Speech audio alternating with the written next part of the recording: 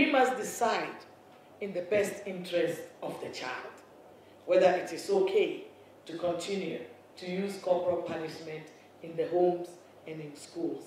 Recently, there was a picture of a young man who was actually beaten by the police.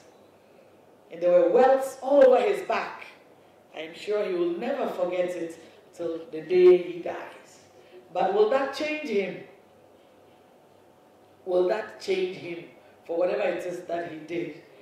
But even the police are not above the law.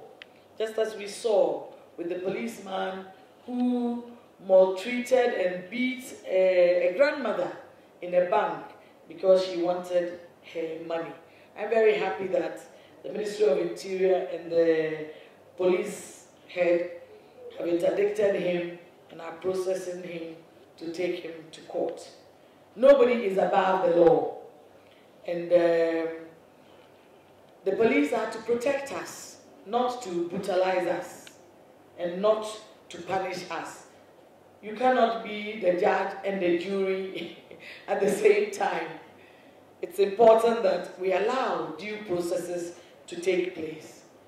And it is not good enough for anybody to say that the woman did something, and that's why the policeman beat her up. You cannot do that to anybody. And it is no excuse for you to say that she did something and so she deserved that treatment.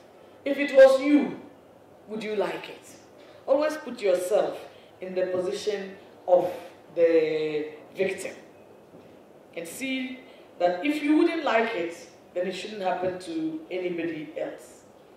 So the position paper on age of consent to sex and age of marriage will discuss the issues of sexual consent in Ghana, taking into consideration the international framework and the national legal and policy framework concerning the issue. The history and the prevalence and the factors and the interventions that have gone on in Ghana will all be at your disposal. The paper selects the best practices for addressing the issue of sexual consent, including making sexual and relationship education mandatory in and out of school. We used to have sex education in school. Does it still go on? Yes.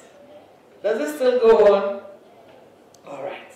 It has to get better, because with education, we can change our world.